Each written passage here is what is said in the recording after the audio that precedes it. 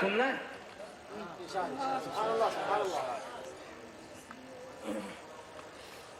हमारे गुजरात में देखिए, यहाँ पे सब यूपी बिहार के मौलाना ज्यादातर होंगे। आप हमारे मखदूम हैं, हम आपकी इज्जत करते हैं। आप हमारे यहाँ हमारे शोबे गुजरात में आकर जो दीन की मसले के आलात की खिदमत करते हैं, इसके लिए हम आपके शुक्रगुजार हैं। लेकिन हजरत, हमारा गुजरात भी कम नहीं है। हमारे गुजरात में दो शख्सियतें ऐसी हुई है कि हम सीना तानते हैं। एक तो अहमदाबाद में आरामपुर में, खानपुर में हजरत शाह वजूद्दीन बाबा। मालूम है ये शाह वजूद्दीन बाबा कौन थे? आपने एक हस्ती का नाम सुना है, शाह अब्दुल हक मोहदी से देलवी, सुना है? ये शाह अब्दुल हक मोहदी से देलवी शाह वजूद्दीन बाबा के मुरीद थे। ये शाह वजूद्दीन बाबा शाह अब्दुल हक मोहदी से देहलवी के पीरो मुर्शिद है। और आला हजरत फतावे रजविया में जब इनका नाम लिखते थे शाह वजूद्दीन बाबा का, तो कभी नाम से नहीं लिखते थे, पहले 2-3 सतर इल्काब लिखते थे। आलिम जलील, फाजिल नबील, उस्तादुल उलमा, साहिबे तसानिफे कसीरा, क्या क्या इल्काब लिखकर हजरत शाह वजीउद्दीन गुजराती रहमतुल्लाह अलैह करके इनका नाम लिखते थे। क्या है भाई, दे दो मेरे को, चिट्ठी है ना, आप क्यों पढ़ते हो, दे दो मेरे को।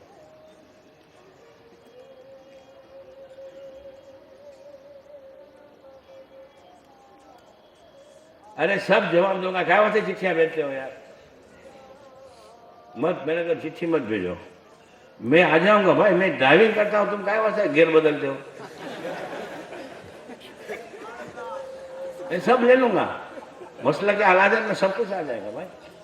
अभी तो मेरी गाड़ी सेकंड गियर में है यार, मैं टॉप में कहां भरी है।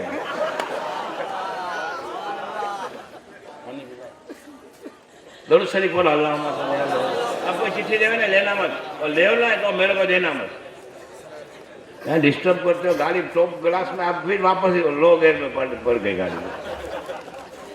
स्पीड ब्रेकर आता है ना, तो फिर गाड़ी गियर बदलना पड़ता है ना। स्पीड ब्रेकर आ गया, जिसको बोलते हैं गतिरोधक, और देसी गुजराती में बोलते हैं ठेकनियों।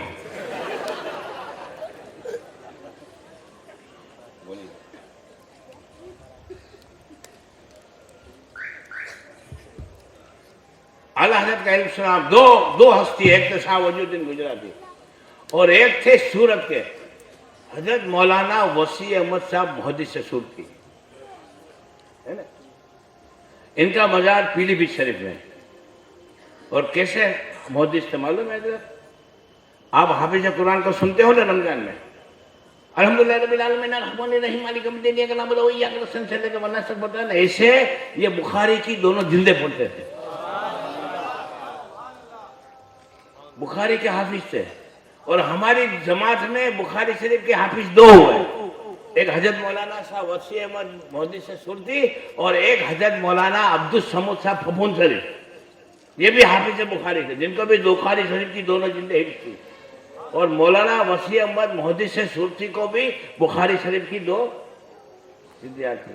और मदनी मियाँ साहब और हाशमी मियाँ साहब, इनके वालिद हजरत मोहदी से आजम हिंद रहमतुल्लाह ताला अलैह, ये मोहदी से आजम हिंद मौलाना वसी अहमद मोहदी से सुरती के शागिर्द थे।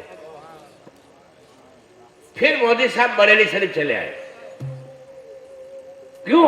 मोदी साहब खुद फरमाते हैं कि मोदी से सुरती जो थे वो हजरत मौलाना शाह फजलुर रहमान गंज मुरादाबादी के मुरीद थे। किसके मुरीद थे?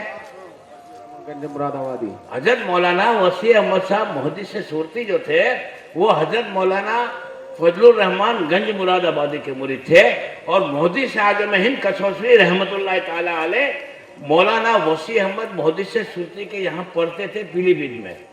तो मोदी साहब ने एक मरतबा मोदी सुरती से मौलाना वसी अहमद से फरमाया कि हजरत आप मुरीद तो हैं मौलाना फजलुर रहमान गंज मुरादाबादी के, लेकिन मैं जब भी देखता हूं आपकी जबान से सिर्फ आला हजरत का ही जिक्र होता है। तो मोदी से सुरती फरमाते हैं कि मुझे मेरे पीर ने तरीकत का इल्म दिया, हदीस का इल्म दिया, लेकिन जो इसके रसूल और ईमान की जो पुख्तगी मिली है वो मुझे आला हजरत। और जो नारे तकबीर, नारे तकबीर, मसला के आला हजरत, नारे तकबीर। तो हजरत मोदी से आजम हिंद कसोशी रहमतुल्लाह तआला अलैह फरमाते हैं कि मैं अपने उस्ताद हजरत मौलाना वसी अहमद मोदी से सुरती के कहने पर और इनके इमा और इशारे पर मैं पीलीभीत छोड़कर बरेली शरीफ आकर आला हजरत के शागिर्दों में शामिल हो गए। ये भी हमारे हैं, मोदी सुरती भी हमारे हैं, और मोदी से आजम हिंद कसोशी ये भी हमारे हैं। सुनियो, मुत्तहिद हो जाओ, ये खानकाहों के झगड़ों को छोड़ो। आज वक्त का तकाजा ये है, सब मुत्तहिद होकर गुस्ताख के रसूल से लो। आज सुन्नी को अंदर अंदर लड़ने से फुर्सत नहीं। अब सुनो, मोदी से सुरती हजरत मौलाना वसी अहमद मोदी से सुरती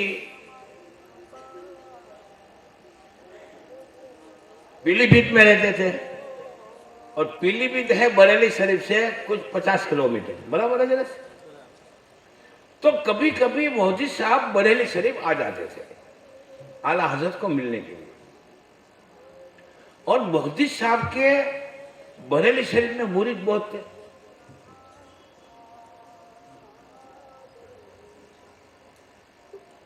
तो जब भी मोदी साहब का कोई मुरीद मोदी सुरती साहब को दावत देता था, तो मोदी साहब हमेशा उसे कहते कि एक साथ में तेरे घर पे खाने आऊंगा, आला हजरत को भी दावत दे।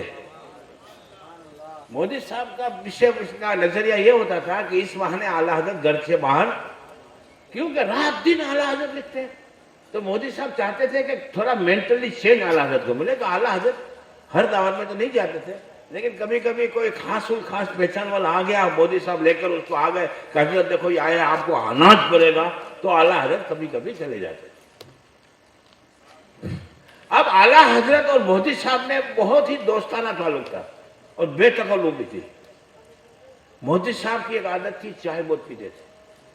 क्या पीते थे? चाय बहुत पीते। और आला हजरत हुक्का नोश फरमाते थे।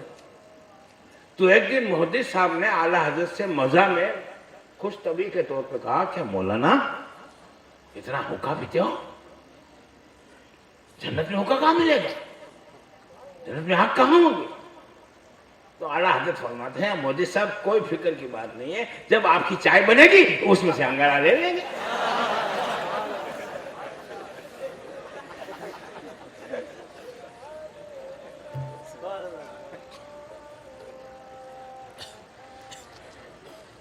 और मोदी साहब को बैगन बहुत पसंद था। क्या? રીંગણા,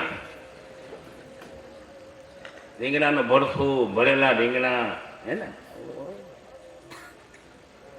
और हर मुरीद को मालूम था कि पीर साहब को बैगन बहुत पसंद है। अब कभी मोदी साहब की दावत होती तो आदमी क्या करता है, जब अपने पीर को दावत देता है तो रिश्तेदारों को, दोस्त अहबाबों को, सबको दावत देता है ना। तो कभी बना दी, बिरयानी बना दी, कभी मुर्ग मुसलम पक गया, कभी ये पक गया, चाहे जितनी नेमतें पकती हो, लेकिन मोदी साहब के लिए बैगन की तरकारी अलग पकती थी, इतनी प्याली में आवे। और आला हजरत को भी मालूम था कि मोदी साहब को बैगन बहुत पसंद है। एक दावत में आला हजरत और मोदी से सुरती साथ में थे। किस्म किस्म के खाने पीर परोसे गए और साथ में बैगन की तरकारी भी आए। अब आला हजरत और मोदी साहब दोनों दोस्त थे, आपस में कुछ तो वही फरमाया करते थे। तो आला हजरत ने कहा कि मोदी साहब इतना बैगन पसंद करते हो, इतना बैगन पसंद करते हो, और रात दिन हदीस पढ़ाते हो, कहीं हदीस में बैगन की तारीफ देखिए। देखो इनकी बातें भी जो होती थी, बुजुर्गों की इल्मी बातें होती थी। तो मोदी साहब ने कहा क्यों नहीं, एक नहीं 14 हदीसें हैं। कितनी? 14 हदीसें बैगन की तारीफ में। तो आला हज़रत ने फरमाया इरशाद, तो मोदी साहब ने फटाफट 14 हदीसें बोल। देखो हमारे ये कहां बात हो रही है? दालूम में बैठ के बात हो रही है। कहां बात हो रही है? खाने के दस्तरखान पे बात हो रही है। हमारे मुजद्दिद का इल्म देखो दस्तरखान पे। तो मोदी साहब ने जब 14 हदीसें पढ़ दी तो आला हज़रत फरमाते हैं मोदी साहब और कुछ? तो मोदी साहब कहते हैं देखिए हजरत जितना याद था ना पढ़ दिया। तो आला हज़रत फरमाते हैं मोदी साहब 7 हदीसें और हैं। कितनी? 7 हदीसें और हैं। तो मोदी साहब ने कहा इरशाद। तो वो 7 हदीसें आला हज़रत ने पढ़ दी। कितनी हदीसें हुई? 21। अब सुनो हमारे मुजद्दिद का इल्म सुनो। आला हज़रत फरमाते हैं मोदी साहब जो आपने पहली हदीस पढ़ी, इस हदीस को फला बिन फला ने फला बिन फला से रिवायत किया, उस फला बिन फला ने फला बिन फला से रिवायत किया था।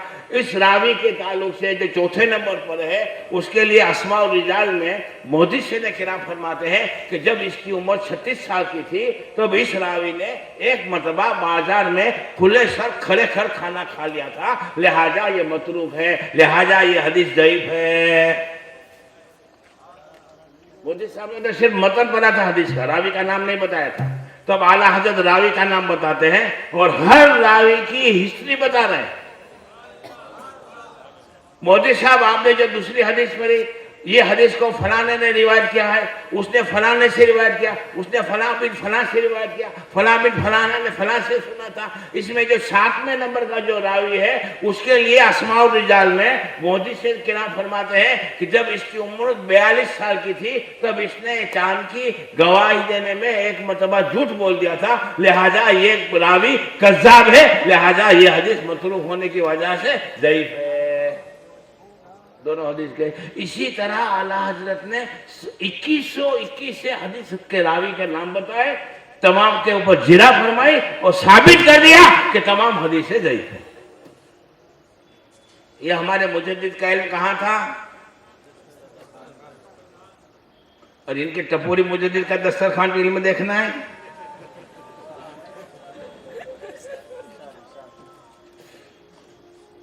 अल इफादात अल यौमिया में देखिए हवाले की जिम्मेदारी मेरी।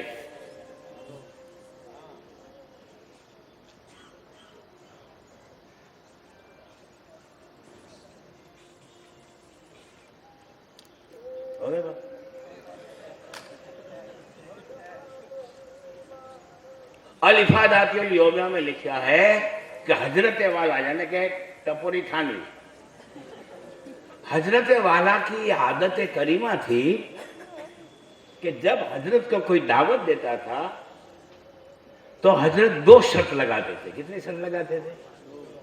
पहली शर्त तो ये होती थी कि हमारे साथ किसी अजनबी को न खाने के लिए बिठाया जाए। ये भी शरीयत के खिलाफ। सरकार के साथ साहबा किराम सिद्दीक़ अकबर के साथ आप कई हदीसें बताएंगे, बाहर से अजनबी लोग आते थे और शरीय के काम होते थे। अब ये दावा सुन्नतों का, तो थानवी के पहली शर्त ये रखता था कि हमारे साथ किसी अजनबी को शरीके ताम न किया जाए, क्योंकि अगर शरीके ताम कोई अजनबी होता है तो हम खुल के डट के नहीं खा सकते।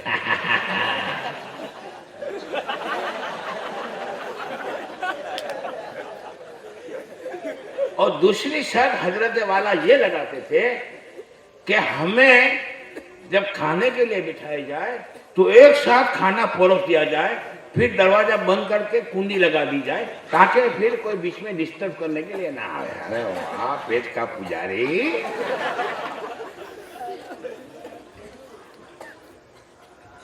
और एक जगह अशरफ अली थानवी ने खुद ने कहा है कि दस्तरखान पे दकीक दकीक बातें नहीं करनी चाहिए। क्या बातें नहीं करनी चाहिए? दकीक दकीक, इससे हाजमे पे असर पड़ता है। क्या पड़ता है? अब ये वाकया सुनो। तो लिखा है कि साहिब खाना ने हजरत के साथ एक अजनबी शख्स को बिठाया। तो हजरत ने साहिब खाना को बुलाया, ये कौन है? तो साहिब खाना ने कहा कि ये हमारे दूर के रिश्तेदार हैं। हजरत ये हमारे ही हम मशरब है, यानी कि आपना जेવો બાબડો છે, ચોવીસીઓ છે, ચંબુરીઓ છે, વાંધો નથી। लिहाजा हजरत आप कोई तकल्लुफ न फरमाइए और बेलिहाज उससे आप बात कीजिए। खैर हजरत ने खिलाफ है माऊल, नियम विरुद्ध उस अजनबी शख्स को शरीक ताम होने की इजाजत दे दी। खैर खाना परोस दिया गया, दरवाजा बंद करके कुंडी लगा दी गई। असनाए ताम, खाता खाता उस शख्स ने हजरत को एक मसला पूछी, मयरो आए वो हरफट बा। अब हजरत को जलाल आया। हजरत ने कहा साहिब खाना को बुलाओ। એટલે मेजबान को बुलाया गया। हजरत ने फरमाया कि क्या दुनिया के छठे छठाए अहमद क्या मेरे ही हिस्से में आए? मैं खाना खाते खाते इसको मसला बताऊंगा तो मेरी तवज्जो बजाय मादा के जहन की तरफ मुंतकिल होगी, लिहाजा हाज में भी असर पड़ेगा। उठाओ इसको, निकाला। लिहाजा उस शख्स को उठाया गया और उसे बाहर कर दिया। ये इनका मुजद्दिद टपोरी और हमारा मुजद्दिद देखो, इल्म देखो, इल्म देखो। कुरान और हदीस जिसका मेन सब्जेक्ट था। बताओ इमाम अहमद रजा के जमाने में अब मुजद्दिद की बात चली है ना। चलो एक बात ये बता देता हूं, आपकी इल्मी बात सुनो।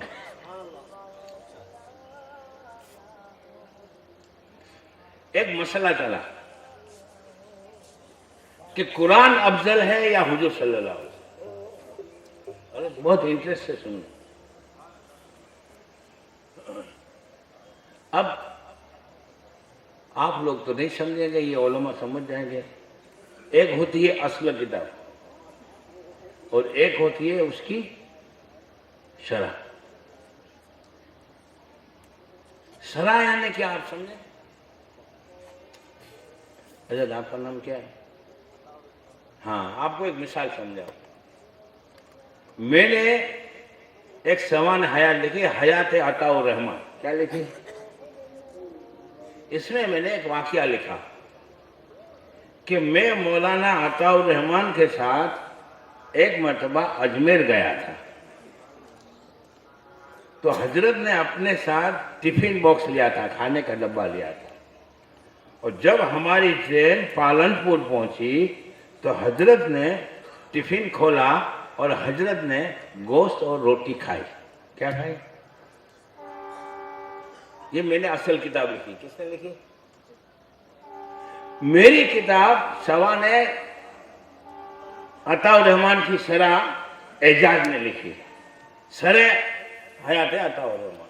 उसमें मेरा जो वाकया था उसमें इसने इजाफा किया कि हमदानी साहब ने जो लिखा है कि पालनपुर में मौलाना अताउर रहमान ने जो डब्बा खोल के गोश्त रोटी खाई थी, तो रोटी थी वो बाजरे की थी और गोश्त था वो बकरे का नहीं था बल्कि भैंसे का था। ये इसकी शरह हो गई, समझ गए? अब इसकी किताब की शरह इमरान ने लिखी कि इमरान एजाज ने जो हमदानी साहब की शरह में लिखा है कि जो अताउर रहमान साहब ने जो पालनपुर में टिफिन का डब्बा खोल के जो गोश्त रोटी खाई थी और जो रोटी बाजरे की थी और मटन था वो भैंसे का था, तो उसमें ये भी है कि इसके बाद इन्होंने चावल भी खाए। समझ गए? फिर इसकी किताब की शरह इसने लिखी तो उसने कहा चावल के साथ साथ कचुम्बर भी था, नींबू भी था, ककड़ी भी थी। ये इसकी शरह की शरह होती। उसको आप समझ गए किताब? अब समझो, आपको समझाता। फिका की मशहूर किताब, आपने दुर्र मुख्तार का नाम सुना है? ये असल किताब नहीं है। असल किताब है तनवीरुल अब्सार। क्या है?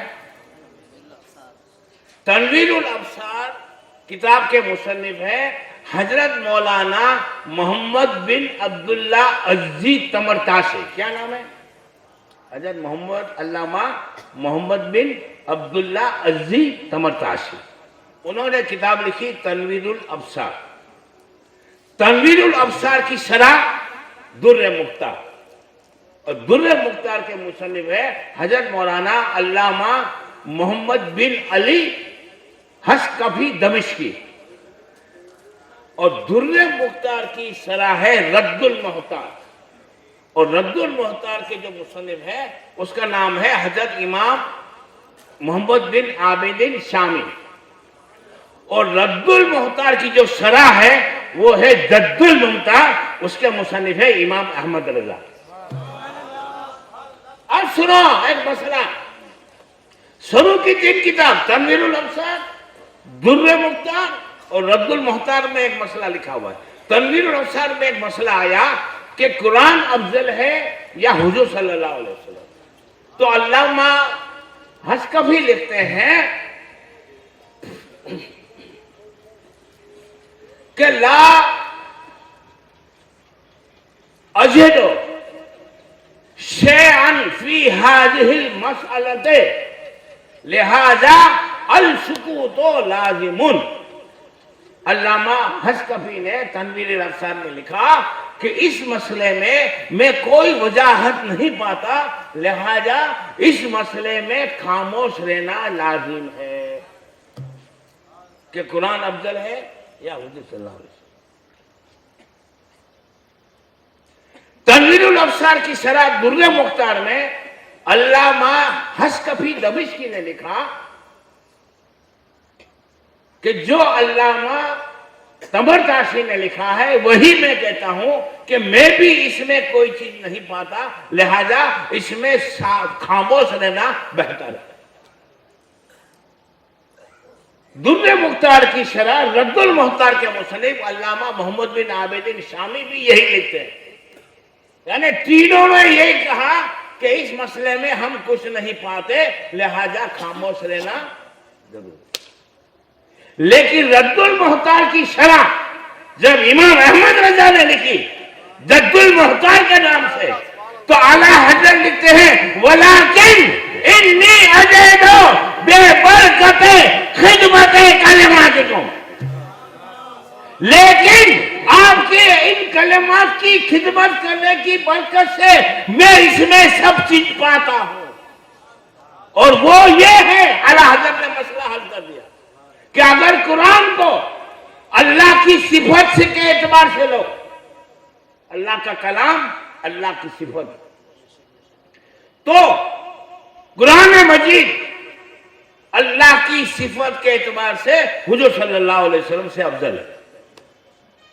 लेकिन जो कुरान शरीफ हमारे पास है, किताबी शक्ल में है, बाइंडिंग क्या हुआ, जो फट सकता है, जल सकता है, इसे दिमक खा सकती है, तो ये जो बाइंडिंग क्या हुआ कुरान है उससे हुजूर सल्लल्लाहु अलैहि वसल्लम अफजल।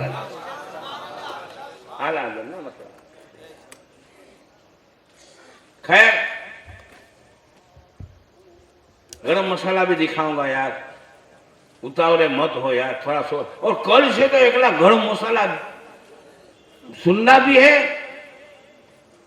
और स्क्रीन पे देखना भी है, इनके भवाले देखो, और कल हो सके तो ज्यादा तादाद में आओ। इमाम अहमद रजा के जमाने में, बल्कि हर मुजद्दिद के जमाने में कोई न कोई फितना आता है। पहली हिजरी के मुजद्दिद, पहली सदी हिजरी के मुजद्दिद, पहली सदी हिजरी के मुजद्दिद हजरत उमर इब्न अब्दुल अजीज थे। इनके जमाने में एक फितना आया था झूठी हदीसों का। क्या आया था? उस जमाने में लाखों की तादाद में झूठी हदीसें लोगों ने धर ली थी। हजरत उमर इब्न अब्दुल अजीज ने तस्हीह अहादीस का परिचय दिया, और वो इस तरह के मिसाल के तौर पर ज़ैद नाम का आदमी है, वो कहता है कि मैंने 10 हदीसें हुजूर से सुनी है बुलाते थे, उसको सामने खड़ा करते थे और कहते थे कितनी हदीस तूने सुनी? तो बोले 10। बोले पहली हदीस सुना? तो वो पहली हदीस सुना था, सुनकर आप फौरन कहते थे बराबर है, तू सच कहता है। फिर कहते दूसरी हदीस सुना? वो दूसरी सुना था, बोले झूठा है। तीसरी सुनाई नहीं कि झूठा। इस तरह जो सही हदीस होती थी उसको कबूल करते थे, जो झूठी होती थी रद्द करते थे। लोगों ने पूछा कि हुजूर आप फिर और कैसे फैसला करते कि ये हदीस बयान की ये सच्ची है, ये हदीस बयान की ये झूठी है? तो फरमाते हैं जब मैं हदीस की तहकीक करने के लिए बैठता हूं और मेरे सामने कोई हदीस पढ़ता है तो फौरन मेरे सामने सरकार दो आलम सल्लल्लाहु अलैहि वसल्लम का चेहरे अनवर आ जाता है। अगर हदीस सही हो, नारे तकबीर, नारे रिसालत, मसलके आला हजरत। अगर हदीस सही होती है तो मैं देखता हूं कि सरकार के चेहरे पर खुशी के आसार नमूदार हैं और सरकार यूं फरमाते हैं, मैं समझ जाता हूं ये कह रहा है ये हदीस सही है। और अगर हदीस झूठी होती है तो क्या देखता हूं कि सरकार के चेहरे पर नाराजगी के आसार नमूदार हो जाते हैं और सरकार यूं इनकार में सर हिलाते हैं, मैं समझ जाता हूं ये झूठ कह रहा है। इस तरह हर सदी के मुजद्दिद ने खिदमत अंजाम दी, लेकिन हर मुजद्दिद की जिंदगी का आप जायजा लेंगे तो हर मुजद्दिद की जिंदगी में कभी एक फितना था, किसी मुजद्दिद की जिंदगी में 2 फितने थे, किसी मुजद्दिद की जिंदगी में 4, 5, बस 6। लेकिन इमाम अहमद रजा की सवाने हयात का आप जायजा लेंगे तो आला हजरत की जिंदगी में 100 से ज्यादा फितने थे और हर फितने का आला हजरत ने ऐसा सर कलम फरमाया है कि कयामत तक उन फितने के सरगना सर नहीं उठा सकते। और आला हजरत ने ऐसा लिखा है, अरे 2 घंटे तो हो गए अभी, कोई अलग नहीं, पब्लिक ठंडी की वजह से। अब आला हजरत है,